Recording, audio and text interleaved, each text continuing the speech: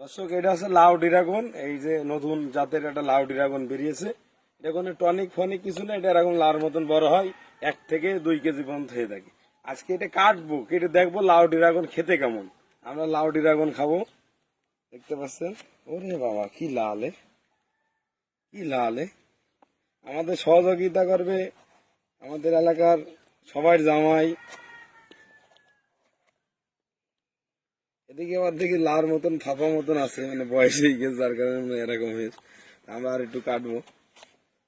লাউর মতন ফেনা বেরোচ্ছে, ফুল লাউ। যারা এই লাউ ড্রাগন চাষ করতে চান বা করবেন, আমাদের কাছে অ্যাভেলেবেল চারা আছে। আমরা এই যে ড্রাগন বাগানে দাঁড়িয়ে আছি বলো দর্শক, আমরা সেই ভয়ঙ্কর ড্রাগন। এটা সেই একটা ড্রাগন 1.5 কেজি হয়। আমরা সেই লাউ ড্রাগন খাবো। এই লাউ ড্রাগন খেতে কেমন? আমরা অসাধারণ অসাধারণ না অসাধারণ? অসাধারণ। আমরা এই লাউ ড্রাগনের সহযোগিতা করছে, এই দাও ধরো, আমাদের এসকে শরীফ আর আমাদের ক্যামেরাম্যান আগে খাবে। দাদা ধরেন তো, আপনি এলেন বড়া ইন্ডিয়া থেকে, এটা লাউ ড্রাগন খেয়ে যান, জীবনে বলতে পারবেন ইন্ডিয়াবাসীকে যে লাউ ড্রাগন খেয়ে আসছি। মিনিমাম 5 কেজি তো হবেই। না, এটা আমার বেশি বলা হয়ে যাচ্ছে। এটা 1.5 কেজি। বিসমিল্লাহির রহমানির রহিম। পাঞ্চে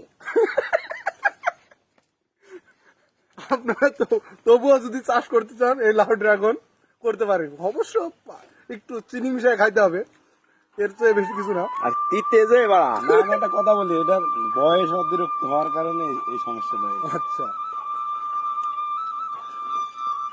আর পেঁপের বাসনা করছে।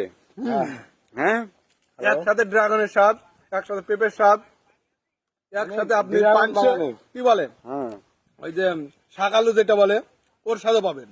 সবকিছু মিক্স এর ভেতরে। আচ্ছা, বলছি। আর খোসাটার কোপটা দেখো, মনে হচ্ছে আরে তরমুজের খোসা। খোসা মনে করেন যে আপনার মিনিমাম এই ড্রাগন শেষ। আপনি ঢুকে যাবেন। এটা আপনি খান, লাইভে সবাইকে খেয়ে প্রশংসা করেন যে লাউ ড্রাগন যেন সবাই চাষ করে। এর খোসাই তো 1.5 কেজি।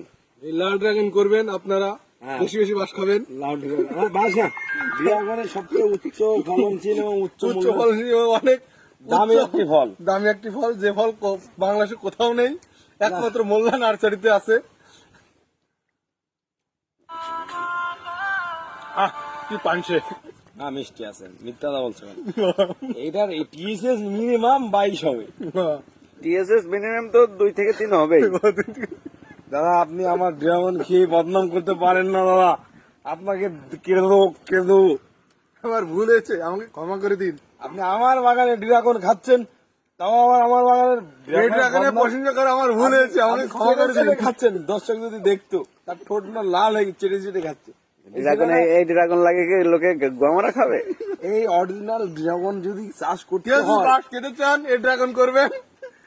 বলছি এটা রোহিঙ্গা ড্রাগন। এই যে রোহিঙ্গা আমাদের ক্যাম্পেইন মাস্টার আসছে, ইনি ভালো বলতে পারবেন যে এই জাতটা আপনি কোথা থেকে সংগ্রহ করছেন স্যার, বলেন না। মোল্লা নার্সারিতে। না না না, মোল্লা নার্সারি এরকম না না না, আবার পাতা পাতা মোড়ে একটা পোস্ট দিয়ে 32টা সিলাই যাবে। বেশি কথা বলবেন না, যেটা খাচ্ছেন বলেন ভালো কি মন্দ। খুব খারাপ, খুব খারাপ, খুব খারাপ। তুমি চেটে চেটে খেয়েছো, ওর মধ্যে আর কিছু আছে? এই যে খোসা, এই যে খোসার অবস্থাটা খুবই খারাপ একটা অবস্থা, বাজে অবস্থা। না না, এটার বয়স আজকে ড্রাগনের বয়স 6 মাস। আগে একটু আমার কাছে দাও, আমি বলি। মোল্লা নার্সারির কাছে ওনার মোহাম্মদ হৃদয় মোল্লা, তার কাছে আমি ড্রাগন খেতে চেয়েছি, তাই বলে সে আমাদের এমন ভাবে বায়োডাটা দিয়েছে। লাউ ড্রাগন, আমি তো আগে দর্শকদের বলেছি এটা ড্রাগন না, এটা লাউ ড্রাগন। এটা লাউ আর ড্রাগন। আপনারা কেউ কখনো মোল্লা নার্সারিতে এসে বলবেন না আমরা ড্রাগন খাবো। মানে ওরা খেয়ে বেশি মজা পেয়েছে, যার কারণে ও আপনাদের খেতে দেবে না।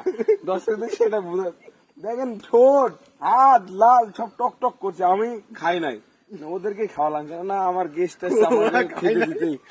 আমি পেলাম কখন বলেন? মুখে তো বলে দেশ দাঁতে, এই যে মিথ্যে কথা বলে, অল্প এটাই তার প্রমাণ। অল্প খেয়েছেন, বেশি খেয়েনি। আসলে ড্রাগন তোমাদের খাওয়ালাম, তোমরা বদনাম করতে পারো না, অধিকার নেই তোমাদের।